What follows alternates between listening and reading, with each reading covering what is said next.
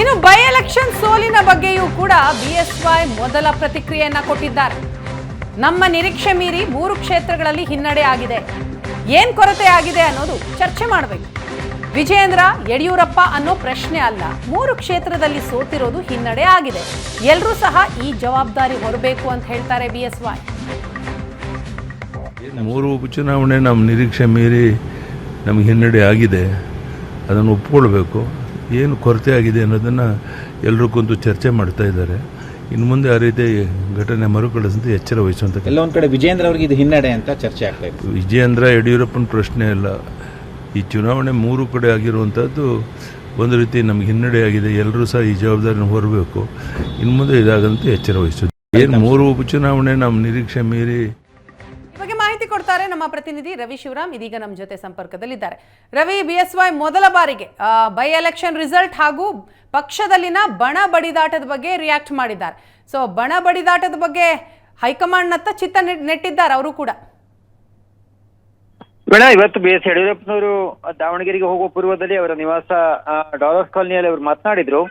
ಸಂದರ್ಭದಲ್ಲಿ ಯತ್ನಾಳ್ ಅವರ ಬಗ್ಗೆ ಪ್ರಶ್ನೆಯನ್ನ ಮಾಡಿದಾಗ ಅವರು ಹೇಳಿದ್ರು, ಎಲ್ಲವೂ ಕೂಡ ಹೈಕಮಾಂಡ್ಗೆ ಗೊತ್ತಿದೆ ಅನ್ನುವಂತ ಮಾತನ್ನ ಹೇಳ್ತಾ ಇದ್ರು. ಇದು ಬಹಳ ವಿಶೇಷವಾಗಿ, ಯಾಕಂದ್ರೆ ಯಡಿಯೂರಪ್ಪನವರು ಮಾತಾಡುವಾಗ ಹೈಕಮಾಂಡ್ ಗಮನಕ್ಕೆ ತರ್ತೀರಾ ಅಂತ ಕೇಳಿದಾಗ ಇಲ್ಲ, ಹೈಕಮಾಂಡ್ಗೆ ಎಲ್ಲವೂ ಗೊತ್ತಿರುತ್ತೆ ನೋಡೋಣ ಹೇಳುವಂತ ಮಾತನ್ನ ಹೇಳಿದ್ರ ಅರ್ಥ ಬಹುಶಃ ಇದು ಹೈಕಮಾಂಡ್ ಅವರ ಏನೂ ಕೂಡ ಇನ್ನು ಕ್ರಮ ತೆಗೆದುಕೊಳ್ತಾ ಇಲ್ಲ ಎನ್ನುವಂತ ಬೇಸರದ ಮಾತುಗಳು ಕೂಡ ಯಡಿಯೂರಪ್ಪನವರ ಧ್ವನಿಯಲ್ಲಿ ಅಡಗಿತ್ತು ಅಂತ ಅನ್ಸತ್ತೆ.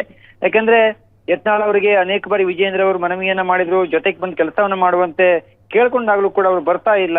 ವೈಯಕ್ತಿಕ ಪ್ರತಿಷ್ಠೆಗಾಗಿ ಈ ರೀತಿಯ ಕೆಲಸವನ್ನ ಮಾಡ್ತಾ ಇದ್ದಾರೆ.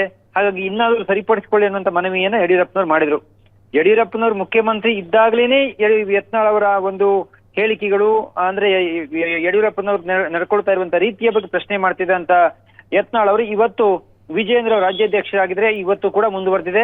ಆದ್ರೆ ಹೈಕಮಾಂಡ್ ಮಟ್ಟದಲ್ಲಿ ಎಲ್ಲಿಯೂ ಕೂಡ ಅವ್ರ ಮೇಲೆ ಕ್ರಮ ಆಗ್ತಾ ಇಲ್ಲ ಹೇಳುವಂತ ಒಂದು ಬೇಸರ ನಿಶ್ಚಿತವಾಗಿ ಯಡಿಯೂರಪ್ಪನವ್ರ ಮಾತಿನಲ್ಲಿ ಗೊತ್ತಾಗ್ತಾ ಇತ್ತು. ನಾವು ಮನವಿ ಅಷ್ಟೇ ಮಾಡ್ತೀವಿ, ಬಾಕಿ ಎಲ್ಲ ಹೈಕಮಾಂಡ್ಗೆ ಬಿಟ್ಟಿದ್ದು ಎನ್ನುವಂತ ಅವರ ಹೇಳಿಕೆ ಏನಿದೆ, ಇದರಲ್ಲಿ ಹೈಕಮಾಂಡ್ ಆದಷ್ಟು ಶೀಘ್ರದಲ್ಲಿ ಏನಾದ್ರು ಒಂದು ಕ್ರಮ ಕೈಗೊಳ್ಳಿ ಎನ್ನುವಂತ ಒಂದು ಒತ್ತಾಯ ಪೂರ್ವಕವಾದ ಮಾತು ಕೂಡ ಇದ್ವು ಅಂತ ಅನ್ಸತ್ತೆ. ವೀಣಾ, ಥ್ಯಾಂಕ್ ಯು ರವಿ ತಮ್ಮ ಮಾಹಿತಿಗಾಗಿ.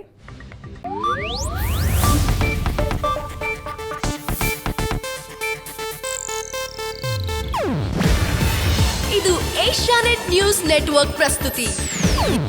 ನೀವು ನೋಡ್ತಿದ್ದೀರಾ ಏಷ್ಯಾನೆಟ್ ಸುವರ್ಣ ನ್ಯೂಸ್.